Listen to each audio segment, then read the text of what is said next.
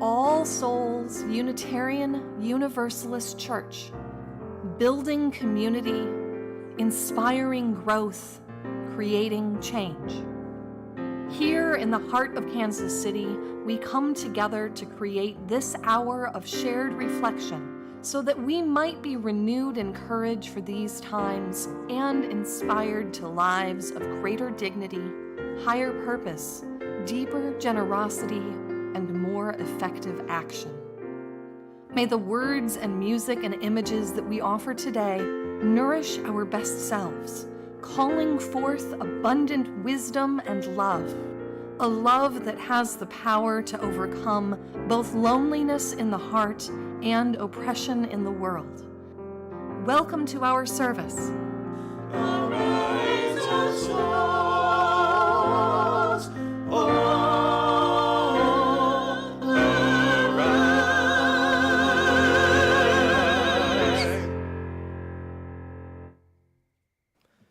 Good morning.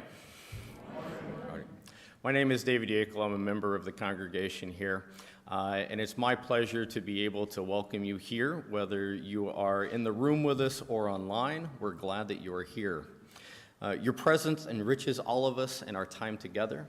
We are a Unitarian Universalist congregation. Our tradition is a large tent with room for many beliefs and approaches to the questions that matter. That said, our values of inclusion, compassion, and justice are strong and hold us together. We seek to build the beloved community, making room for everyone and creating a world where everyone's needs are met. Whoever you are, whomever you love, wherever you are in your spiritual journey, you are welcome here. Whether you come with laughter in your hearts or tears, you are welcome here. You are invited to join with us an open mind, a loving heart, and willing hands. We welcome you today. You may be new this morning. Welcome. I hope that you have visited the welcome table in the lobby where you can learn more about our congregation. Would there be any All Souls members who would want to meet visitors? Please raise your hands. Visitors, as you feel comfortable, I encourage you to talk with any of these people who raised their hands today.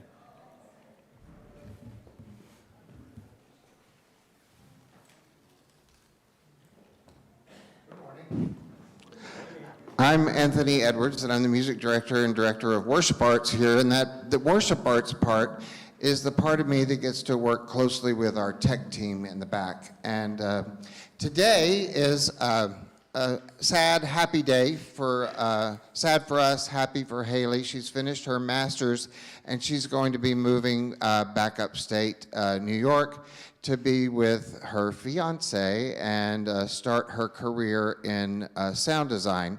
We've been so fortunate to have Haley here. She's really helped our online presence and our sound here in the room be so effective. Haley, would you come up, please?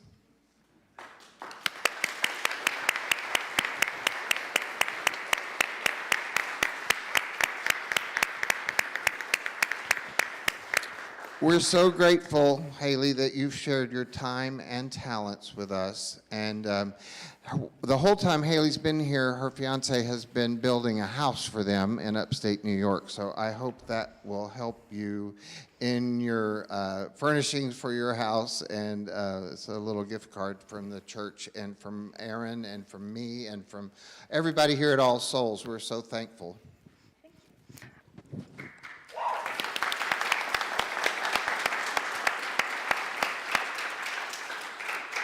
To this, I will add that while I know you appreciate this community and have found a home here without necessarily claiming it as your religious community, you go with our blessings.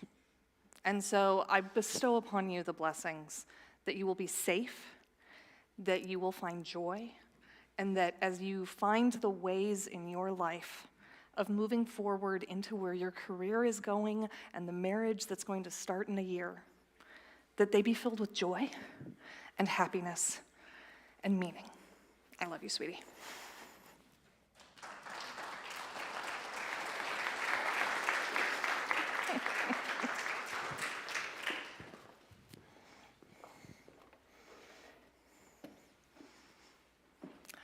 I am the Reverend Erin Dajka Holley, and I serve as the lead minister here at All Souls. I want you to know that we are beginning a 2-year transitional period. And I plan to help guide all of you, this congregation, through the deep work of living into the change that is transition. Together, we will ponder and imagine not only who we are as a church, but also what we want to be moving forward. And this is a group process, and you are invited to participate. Really, we can't do this wondering and imagining without you. It's going to take time to begin planning, so don't expect it to start tomorrow. But I also want you to expect it. Because we're going to plan meetings and conversations, and I want you to look for the information about them and plan to participate. Because it's a weird time being in transition. We know that there have been and will continue to be endings of traditions, of programs, of a long ministry, of what church was even like 5 years ago before the pandemic. And while we're in transition, nothing quite feels like solid ground. It's as we let go of what has been and make plans for what will be, but we aren't to the will be quite yet. And too often, the urge is to rush through, to have as short of an in-between time as possible. I want us to spend time in it, though. In liminal or wibbly-wobbly time, the time in between. Its discomfort is a place to be curious and unsure, and where knowing that all of that is going to be okay. So we're going to experiment. We're going to try things on for size. And please trust me, as we have already spent 2 years in unintentional transition, that all of this is going somewhere. There is another side, and we will get there, taking our time to attend to our hearts and our minds and our hopes and dreams. The more intentional we are in imagining what the other side will be and then implementing it, the better it will all turn out in the long run. But no matter what, remember that we're in this together. These opening words are by Esther Hurlburt. It is not always easy to find love at the center.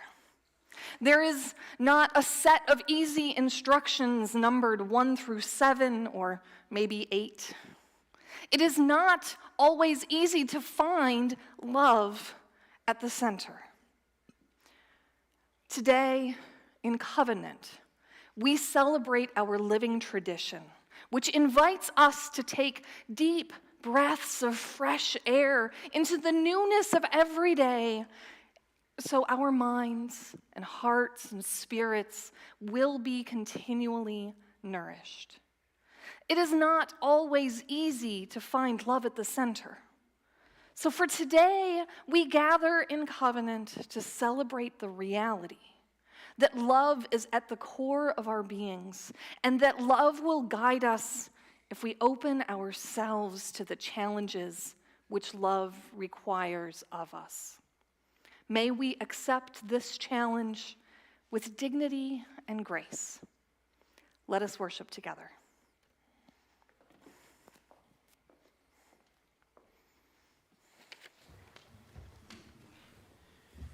Here today, in this place, with these people, may we listen so that we can hear. May we hear so that we can feel. May we feel so that we can know.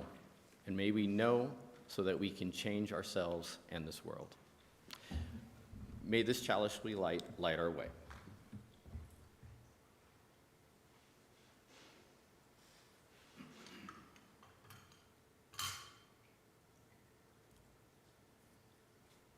Please stand as you are able and join in the affirmation of our covenant, then remain standing as we join together in song. Together we affirm, goodwill is the spirit of this church, and service is its law. This is our great covenant, to dwell together in peace, to seek the truth in love, and to help one another.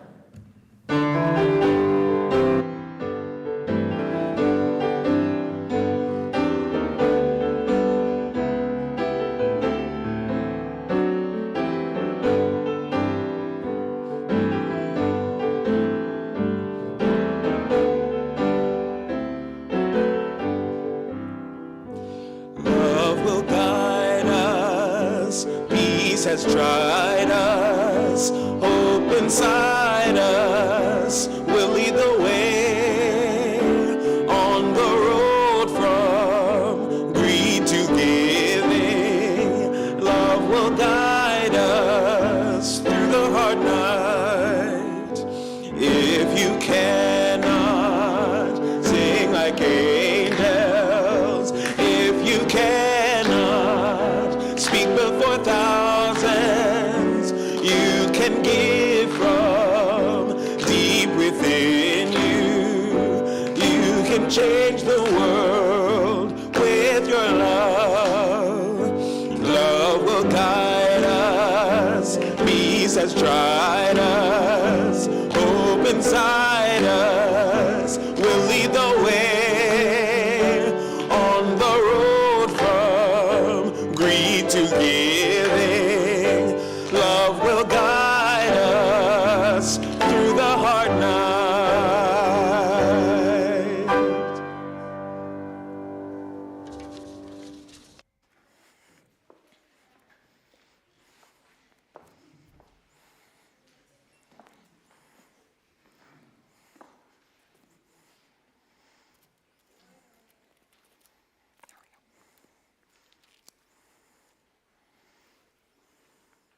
Our commitment to human fellowship means that we are called upon to be glad with those who rejoice and to weep with those who mourn. Thus, we set aside this time in our gathering to share with one another the joys and concerns which are now shaping our lives. May the beauty and sweetness of these brief flowers remind us to hold one another in the bonds of sympathy, encouragement, and care. In a moment, I will invite those who would like to share a joy or a sorrow with us to come forward. When you come forward, please get a flower from me, and then say your name and what you would like to share briefly into the microphone. And then when you are done, place your flower in this vase. I would like to remind us that we do have children in the room, so take some care in the topic or phrasing of your sharing. So, also, once most people have shared, I will ask our illustrious tech team to turn off the cameras and the microphone to our live stream in case you would like to share something that you do not want on the internet for all of eternity. So at this time, I will invite those who wish to share forward.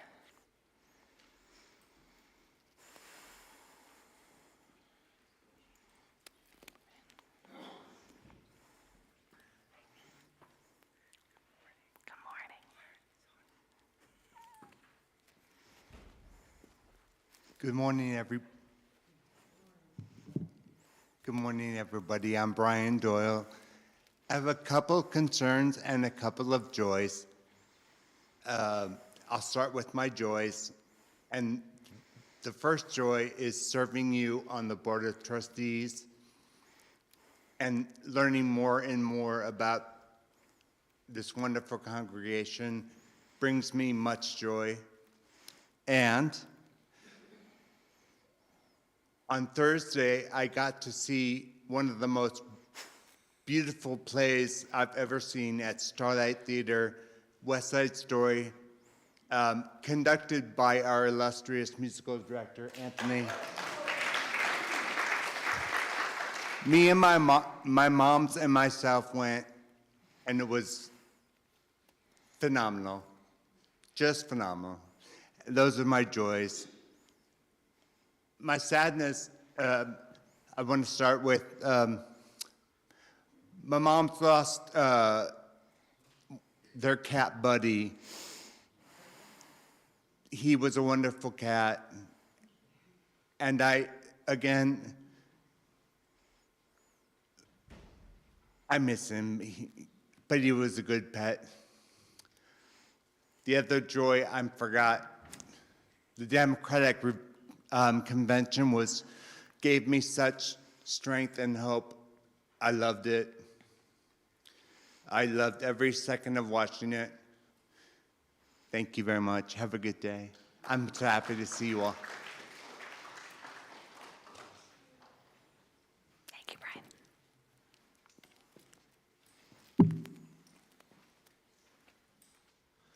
Morning, I'm Scott England. My joy is that Friday night, I had my first night bowling with a gay bowling league. First time I've bowled in I don't know how long, so definitely was like, oh, I think I remember what I'm supposed to do. But it should be a lot of fun, and it's a reason to get out of the house on a Friday night. Concern is that tomorrow I take my first trip for work to go start training on our new electronic health record system. And it's the first time I'm flying in I don't know how long. And I'm like, However, the plus side is 5 of the 7 people on my team are all taking the same flight from O'Hare to Madison. So we've already planned, we're meeting up, we're getting on the plane together, we've got a shuttle arranged. So it's gonna be a chance for me to get some good in-person time with people that I spend a lot of time with via the computer screen. So.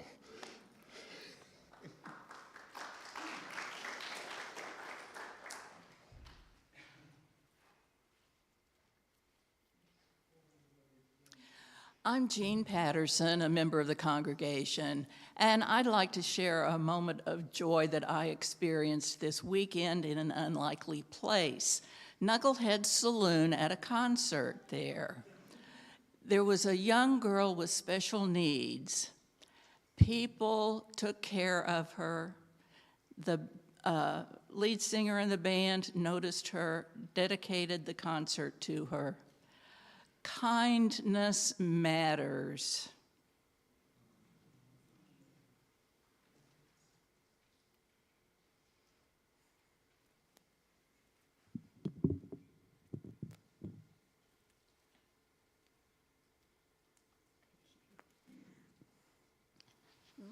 I'm Bonnie Swarzenholz.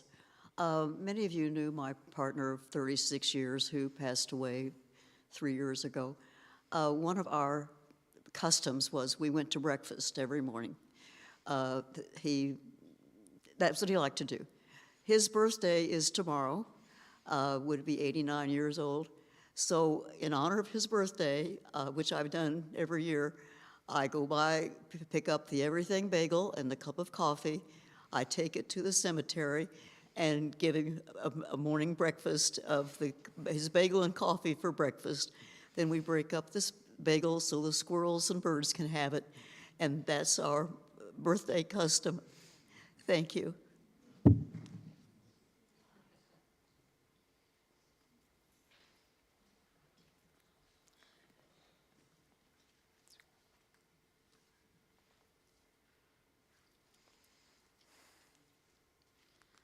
Hi there, I'm Melanie Yakel, and I just wanted to share that my grandmother is my last remaining grandma. She is in her final days, and her name is Linda Odell.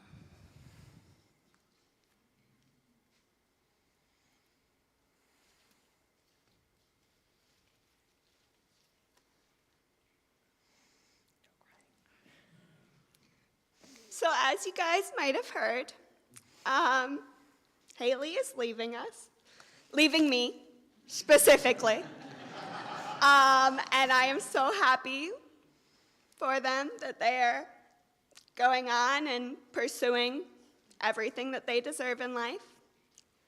And I'm gonna miss her so freaking much. She has been the best work partner and brought down the median age of the staff to something that was a little bit closer to something I could relate to, which was really nice. I luckily have Sam to replace her, who is also a young person. But she has just made my experience here so much better, and I am going to miss her dearly.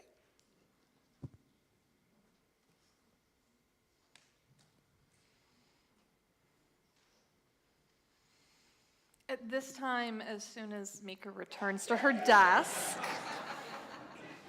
I'm going to ask her to turn off the cameras.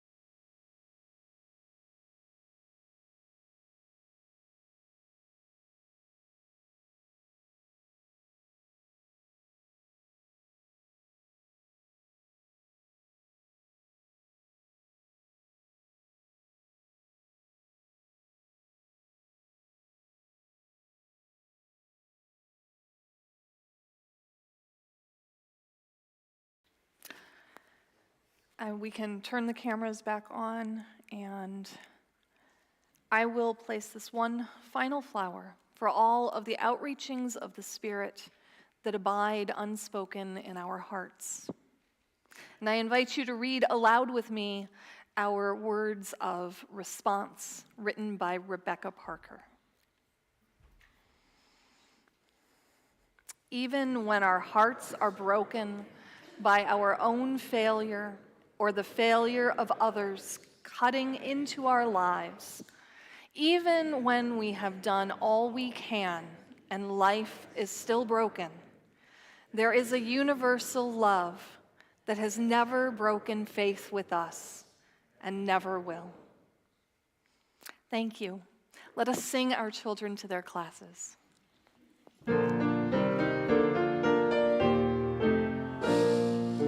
Go now in peace, may love guide all your ways. Beauty be the blessings of your nights and days. Truth on your lips and kindness in your deeds. Faith to follow where the human spirit leads.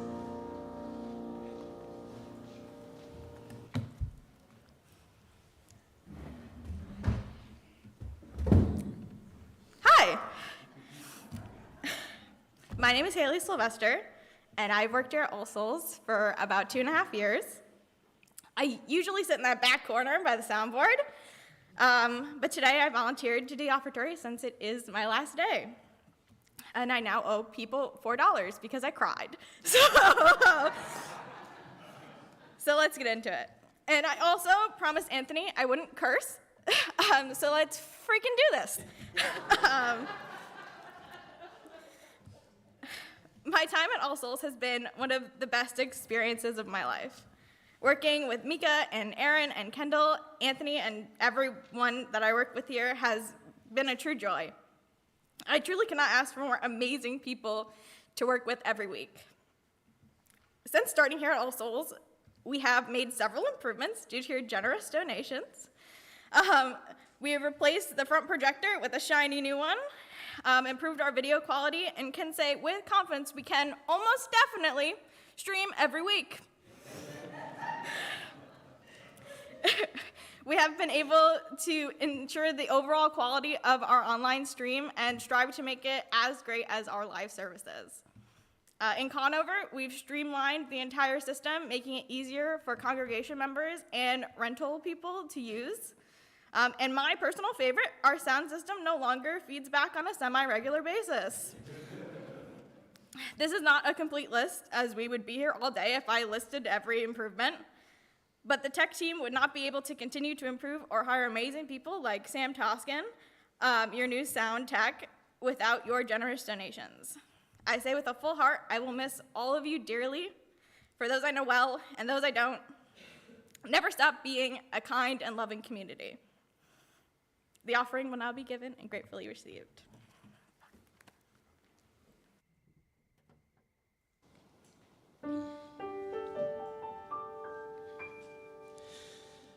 Chances they come and go, but you're afraid, and so you run away.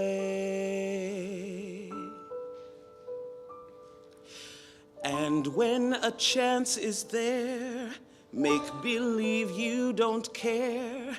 That's how to play. Bridges you never crossed, left you alone and lost, looking around. People are hard to find when they get left behind on such angry ground. So it goes. The hours move, the days go by. We wait for heroes to fall from the sky. Don't wait too long to learn what's true. I promise you'll be a hero for me, and I'll be a hero for you. Nothing is black or white, easy as wrong or right, or so they say. You are the best of me, saving the rest of me, day after day. Hold on to those you love, through what you're dreaming of, you'll make it somehow. The future can't change the past, make every second last, for all we have is here and now.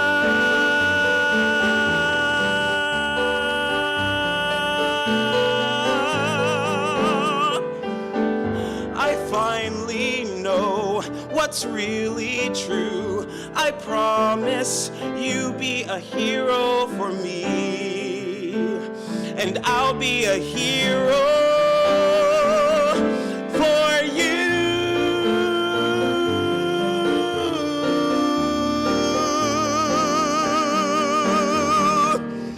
The hours move, the days go by. Why wait for heroes to fall from the sky? The hours move, the days go by. I'll be your hero. The hours move, the days go by.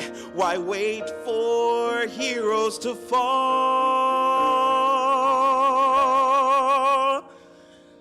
from the sky?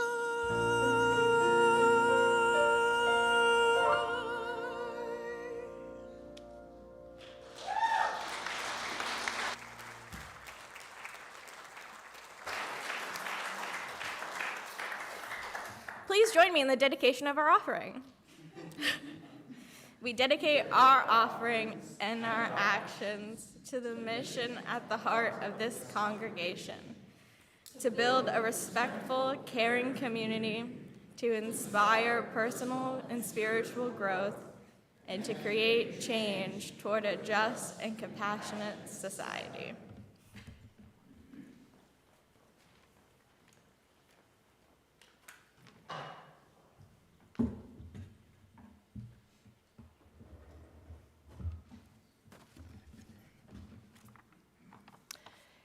Emergent Strategy by Adrienne Marie Brown, a writer, musician, and activist who explores awe, liberation, and pleasure in her work. She writes, "One thing I have observed. When we are engaged in acts of love, we are humans at our best and most resilient. The love and romance that makes us want to be better people, the love of children that makes us change our whole lives to meet their needs, the love of family that makes us drop everything to take care of them, the love of community that makes us work tirelessly with broken hearts. Perhaps humans' core function is love. Love leads us to observe in a much deeper way than any other emotion. I think of how delightful it is to see something new in my lovers' faces, something they may only know from an inside feeling.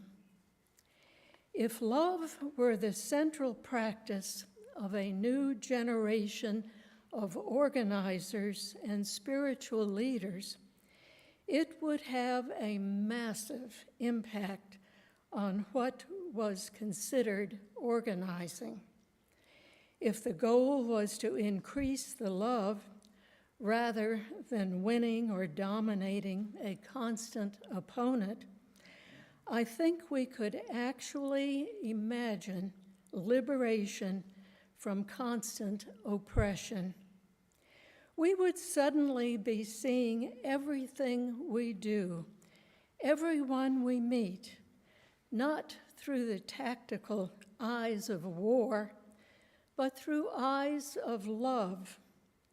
We would see that there is no such thing as a blank canvas, an empty land, or a new idea. But everywhere there is complex, ancient, fertile ground full of potential.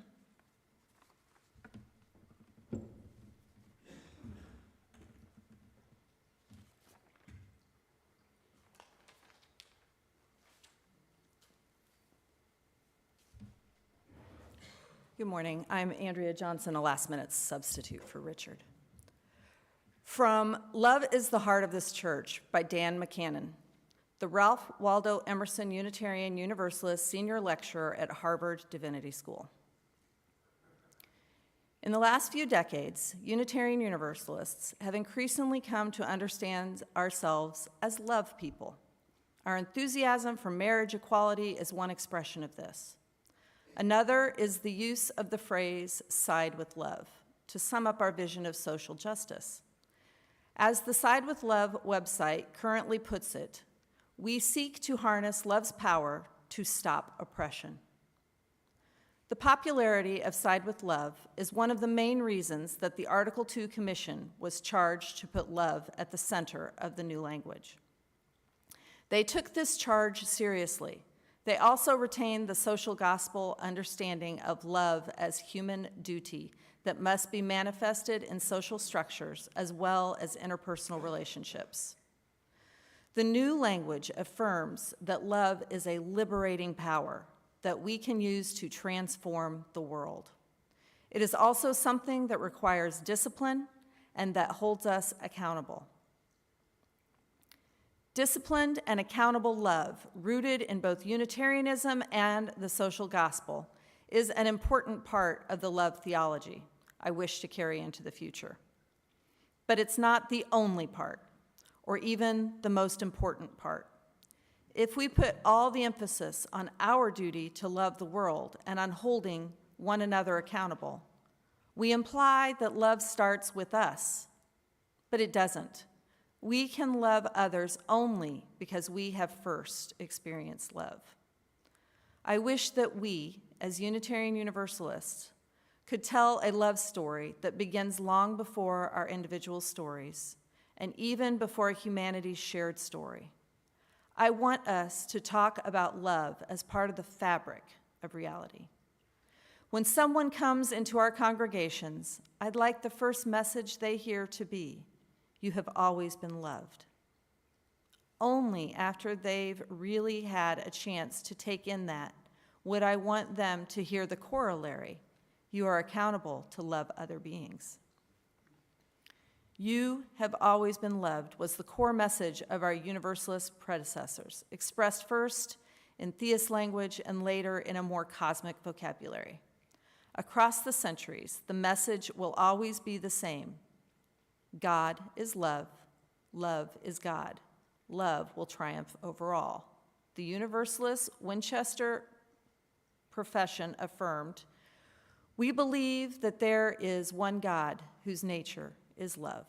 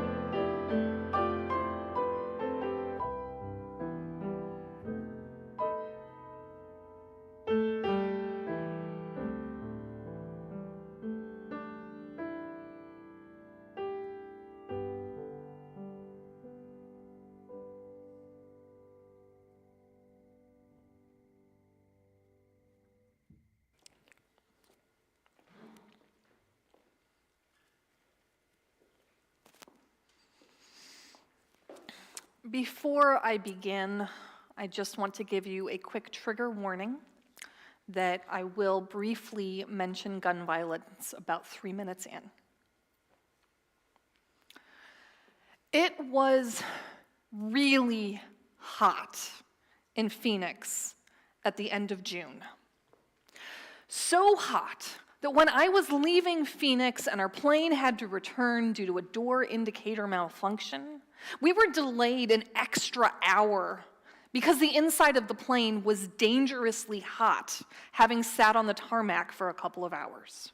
They couldn't let us on board until it was under something like 90 degrees inside. Phoenix hot.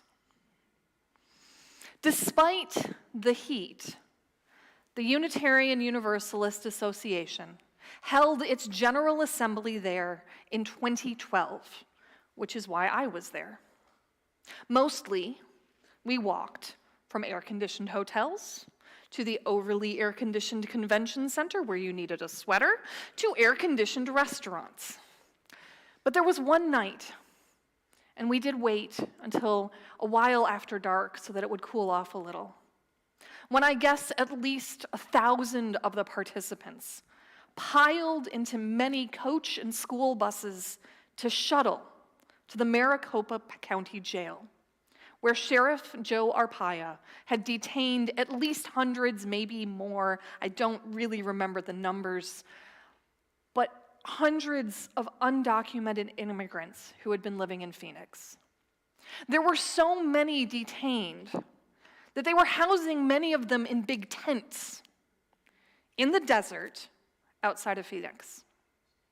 So we went there to protest, to gather and listen to speeches and sing and yell loud enough that the immigrants who were detained would know that we were there and that we loved them. And I wore a mustard yellow t-shirt that said, "Standing on the side of love," with love in all caps and stylized heart next to it. It's been 12 years. But I wouldn't be surprised if a third or even half of the hundreds of people in the dark and the heat were all wearing the same t-shirt. Because even then, Unitarian Universalists were known as the love people. About 20 years ago, this message centered in love emerged in Massachusetts among our Unitarian Universalist leaders seeking marriage equality. And I once heard the direct story, although it's vague in my mind now, of a conversation between the musician Jason Shelton and the minister Meg Riley, who worked for the UUA at the time and currently serves as co-moderator of the UUA Board of Trustees. And as they were talking about how important that moment was in our advocacy work, the epiphany struck with these words: standing on the side of love. They spoke to our commitment to justice work based in love and in support of people's love for one another. These words encapsulated our drive to work for justice, to promote the inherent worth and dignity of every person. And it was mere minutes before Jason Shelton was coming up with a melody line for those words: standing on the side of love. And his song was added to the Teal hymnal supplement that was then published a year later in 2005. And 4 years after that, we were talking about love in California as our people worked to block Proposition 8. And there were the t-shirts with the slogan. And that same year, 2008, a man walked into a worship service at the Tennessee Valley Unitarian Universalist Church in Nashville with a shotgun. He killed 2 people before a few congregants tackled him to the ground. And he did this because the church supported LGBTQIA+ folks and other liberal causes. In response, our tradition put resources into supporting the Tennessee Valley congregation to help them heal. And while a terrorist act such as this might cause some to back down from advocacy and justice work, we doubled down. The violence demonstrated just how important our work is. And standing on the side of love became an explicit justice campaign from within the Unitarian Universalist Association. And this whole time, those t-shirts showed up in city after city, congregation after congregation, as practically the Unitarian Universalist uniform for protests. So those t-shirts earned us the name of the love people because no one could miss us in the crowd. A bunch of people wearing simultaneously bright and muted mustard yellow t-shirts with the word love, big and bold enough to be read from a reasonable distance. Justice GA in Phoenix wasn't the first nor the last time I wore that shirt. But I want you to know something really amazing about our faith. The slogan, standing on the side of love, had been around for a decade.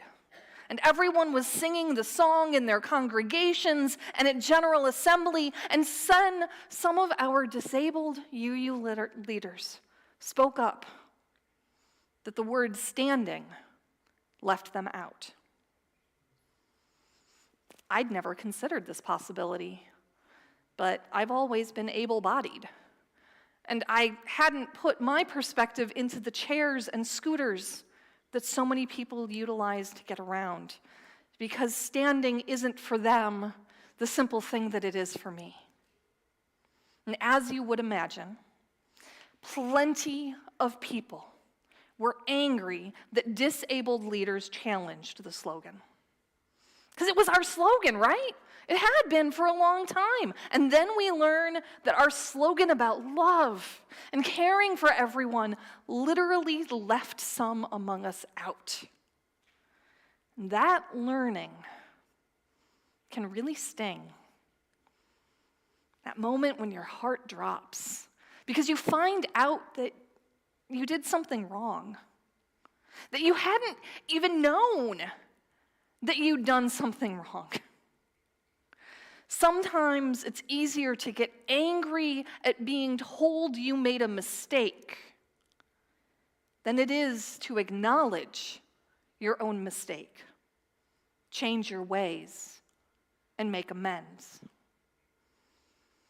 But in 2017, the General Assembly passed a responsive resolution asking the leaders of the campaign to find new language. And they did. It became side with love instead.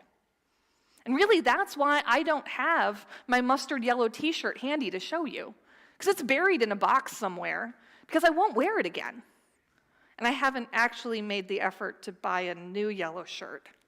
Although I do have this black t-shirt with the Side with Love logo. And I'll let you see the back later. I won't actually read it out loud now. And then Jason Shelton changed the words of his song. We're going to sing them a little bit later. Now it's answering the call of love. And you know, that change has been the hardest for me. Because I had sung, that was my tea, okay. Because I had sung the original lyrics so many times, and especially since the problematic words are in the chorus. Yeah, but I had them all memorized. You know how you learn music and it enters you beyond your neural pathways and into your heart. Maybe if you weren't raised you learned the words to common hymns that have common melodies, and now you struggle here because we sing the same tune with completely different words. Well, that song had made it into my heart, and one Sunday we sang it at the last church that I served, and that church used hymnals, which were all printed with the old words. So I announced before we sang it that the words had changed, and then, as I loudly sang to help lead the congregation, I sang the old words. Now, somehow, someone, it might have been my husband, got my attention and reminded me to sing the new words.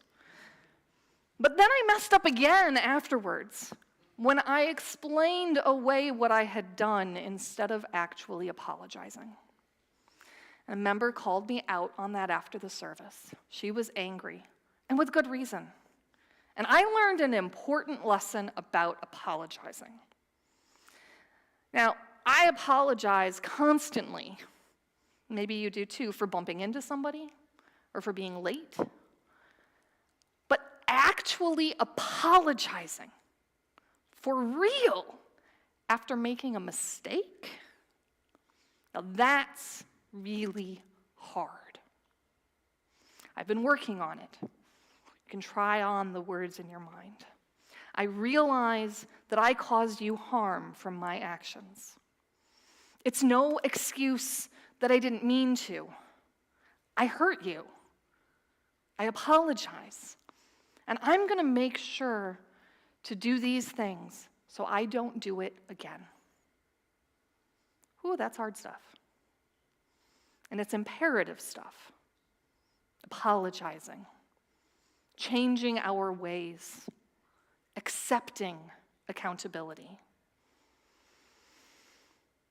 And all of this, the stories I've just told you about centering love in our justice work and falling short and making changes and still messing it up, but trying again to do better. All of this is about love. Love is why we do all of it. And love is the energy that we put forth when we do. Love is why we listen to those who have been hurt by our actions or our words. Love is why we change our ways. Love keeps us engaged in our work for justice, but it also keeps us connected to one another. And that is so very important. I want to make it clear that while the history I have just shared with you about the t-shirts and the love people at protests is from the recent past, our tradition's much longer past is also about love. And it took me a moment to figure out whether I meant tradition apostrophe S there or traditions apostrophe. That's because Unitarian Universalism is the product of the merger of the Unitarians and the Universalists in 1961. They were two distinct Christian denominations, albeit heretical denominations, that originated within Christianity. Both denominations arose in the United States in the late 1700s, but their ideas, especially Unitarian ideas, date much, much earlier. You heard an excerpt from the essay, Love is the Heart of This Church, by Dan McCannon as the second reading this morning. A little bit earlier in the essay, he writes, historically, the two traditions had different love languages. When Universalists talked about love, they meant God's love for humanity, or in more inclusive language, cosmic love, as one of the building blocks of reality.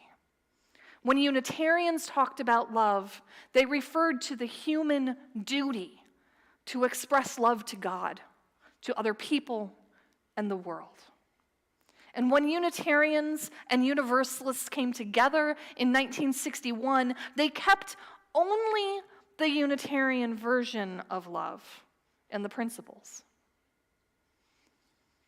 I so appreciate that the conversations we're having now around the new Article 2, the recently passed statement of the values that hold Unitarian and Universalists together, includes both of these versions of love. By putting love at the center of our values, we can uplift both of our heritages. The Unitarian thought that focused on the love that comes from within us, and the Universalist thought that focused on the love from outside of us. Now, I acknowledge that I'm serving a congregation with a strong humanist background and identity. And I understand that when I talk about the love from the outside of us, it could be understood as God. And yes, for the historical Universalists, it was God. It was the Christian concept of God. But I do not believe that in any way it has to be God or any sense of theism. Because for me, and maybe for many of us, who have had awe-inspiring experiences, moments when we feel the mystery of the universe, with it comes a sense of love. I'm not sure that I have ever experienced awe without a hint of love in it. And I'll tell you that sometimes, every now and then, when I'm leading worship or a memorial service, I get this odd tinkling on the back of my neck. It feels like something from outside of me that is telling me that in that moment, my connection to the congregation and to the universe is very real and active. It feels as though the universe itself has put a hand on my neck to remind me that all of this is its love. And I understand that it's still a bit out there for you. That's okay. If it's woo-woo or too close to theism. But it is a part of our tradition, that space for that which is larger and greater than us. However we might name, acknowledge, or experience it, And I appreciate it as a space to explore who I am in relation to everything and everyone else. An important part of our tradition, especially since merger, is plurality. I know that Unitarian Universalists were mistaken when they attributed the words "we need not think alike to love alike" to Ferenc David, a Hungarian Unitarian from the 16th century, because it's actually adapted from words by John Wesley. But it is still a very Unitarian Universalist sentiment. Within this room, within this church, or within all of Unitarian Universalism, we do not all think the same way, nor do we believe the same things. Members here at All Souls are not all explicitly humanist. Some of us believe in God or gods or the mystery or any of a number of different ways to name whatever there may be that we feel is bigger. I'm going to call it love with a capital L. And there's no reason we have to agree on that. Maybe that's why I like it so much when we're called the love people. Because we exist as an outpouring of love that transcends our differences. We are a love that holds us. We Unitarian Universalists are called by love to live out our values and work for justice. This is who we are. It's what we're about, and it lives at the center of our values. So let us venture forth with this love, be it from within ourselves or a larger love that holds us.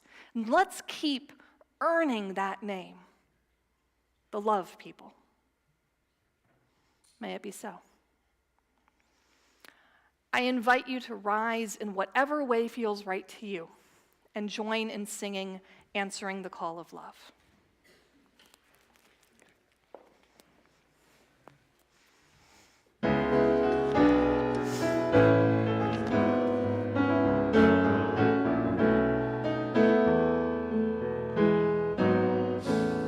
The promise of the Spirit,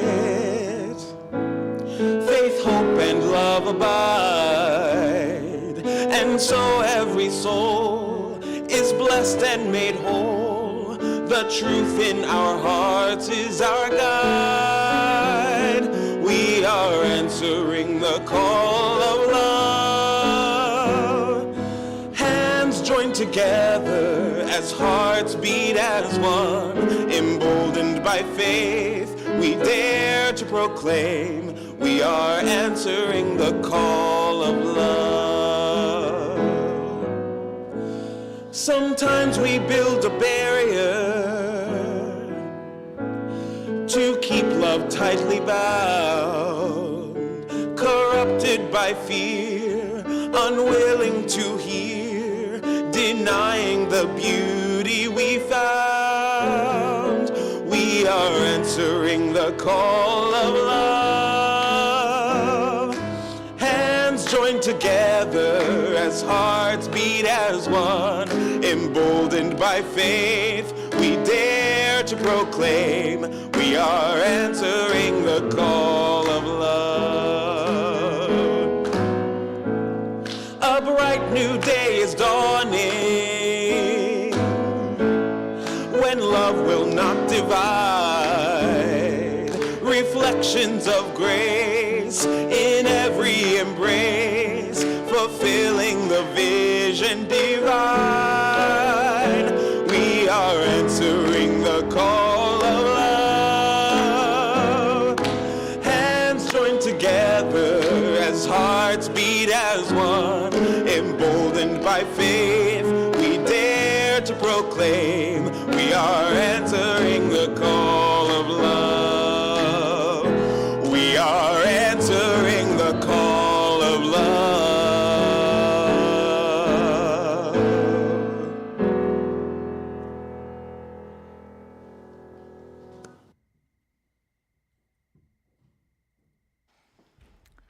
We release this flame, but not the light of truth, the warmth of community, or the fire of commitment.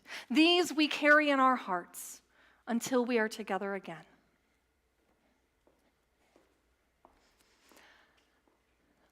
Love was with you when you walked in the door this morning. Love has surrounded you in our time together, and love will continue with you out into your daily life. Feel its tug, let it comfort you, and live it out as an outpouring from you and this community in all that you do. Go in love.